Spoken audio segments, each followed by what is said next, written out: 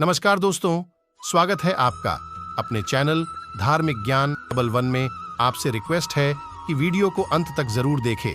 Video पसंद आए तो लाइक करें, साथ ही दोस्त, रिश्तेदार में शेयर एंड सब्सक्राइब जरूर करें।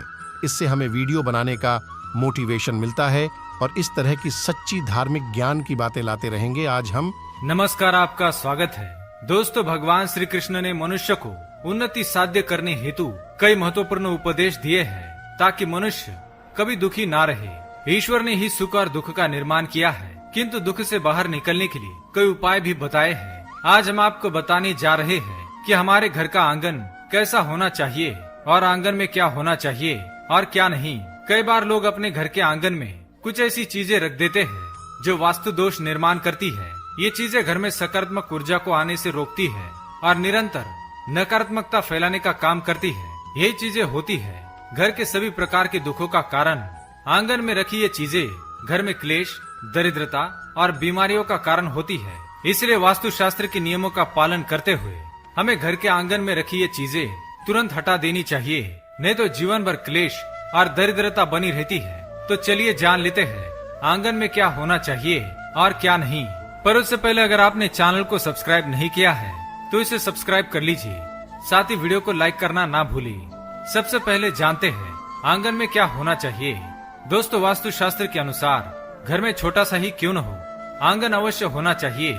इसी से हमारा घर संपूर्ण होता है। बिना आंगन का घर दुख और दारिद्र्य देने वाला माना गया है। अगर आप भी अपने आंगन में ये चीजें रखते हैं तो इससे आपके घर में सकारात्मकता बनी रहेगी और आपके घर में देवी देवता वास करेंगे। सबसे पहली बात महिलाओं को ध्यान में रखनी चाहिए कि सुबह जागते ही सबसे पहले अपने घर के आंगन को स्वच्छ करें और नित्य आंगन में पानी का छिड़काव करें। उसे साफ रखना आवश्यक है। उसके पश्चात रंगोली बनाकर माँ लक्ष्मी का स्वागत करना चाहिए। ऐसा करने से माँ लक्ष्मी अत्यंत प्रसन्न होती है और आपके घर में प्रवेश करती है। यदि आप आंगन में रोज थोड़ा सा गोमूत्र छिड़कते हैं तो ये सभी प्रकार के रोगों एवं दुखों को नष्ट करता है और आपके परिवार की रक्षा करता है। दूसरी बात, भगवान श्री कृष्ण को तुलसी का पौधा अत्यंत प्रिय है और ये माँ लक्ष्मी को भी सबसे अधिक प्रिय माना जाता है। घर के सामने आंगन में तुलसी का पौधा अवश्य होना चाहिए। तुलसी के पौधे के बिना घर संपूर्ण माना नहीं जाता। तुलसी का पौधा हमारे घर में नकारात्मक शक्तियों को प्रवेश करने नहीं देता और सुख समृद्धि बनाए रखता है। तीसरी बात, इसके साथ ही घर के आंगन में पशु पक्षियों के लिए जल एवं खाद्य का प्रबंध अवश्य ही करना चाहिए और इसका बहुत ही शुभ प्रभाव पड़ता है। इसी से घर की आर्थिक स्थिति मजबूत होती है। तो आइए अब जानते हैं आंगन में क्या होना नहीं चाहिए। दोस्तों, हमारे घर के आंगन में गड्ढा या कीचड़ होना बड़ा ही अशुभ माना गया है। ये शोक कारक होता है, इसलिए घर के सामने गड्ढा या कीचड़ रहने ना दे। घर के आंगन में या मुख्य द्वार के सामने कोई भी खम्बा या बड़ा पेड़ होना नहीं चाहिए। ये धन के मार्ग में बाधक बनता है और घर में खुशियों को प्रवेश करने नहीं देता। घर के आंगन में मुख्य द्वार के सामने सीढ़ी नहीं बनवानी चाहिए। ये घर में कई प्रकार की समस्याएं और क्लेश उत्पन्न करता है। हमारे घर के आंगन में सूखे या कांटेदार पौधे कभी रखने नहीं चाहिए। सूखे और कांटेदार पौधे अधोगति के कारक माने गए हैं। इनका घर के आंगन में होना आपके जीवन में कई परेशानियां खड़ी कर सकता है और दुर्भाग्य भी ला सकता है। इसके साथ ही मरे हुए पौधे नकारात्मक ऊर्जा को बढ़ाते हैं, जिससे घर में क्लेश का वातावरण बन सकता है। हमारे घर के आंगन में कभी भी कूड़ा कचरा जमा करके नहीं रखना चाहिए।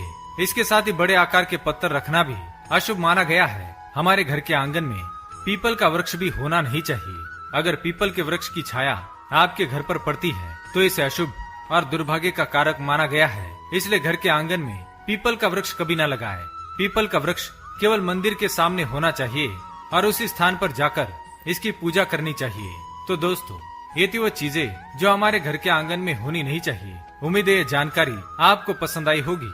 वीडियो पसंद आए तो लाइक करें, चैनल को सब्सक्राइब करें और कमेंट में जय श्री कृष्ण, जय माँ लक्ष्मी अवश्य लिखें। धन्यवाद।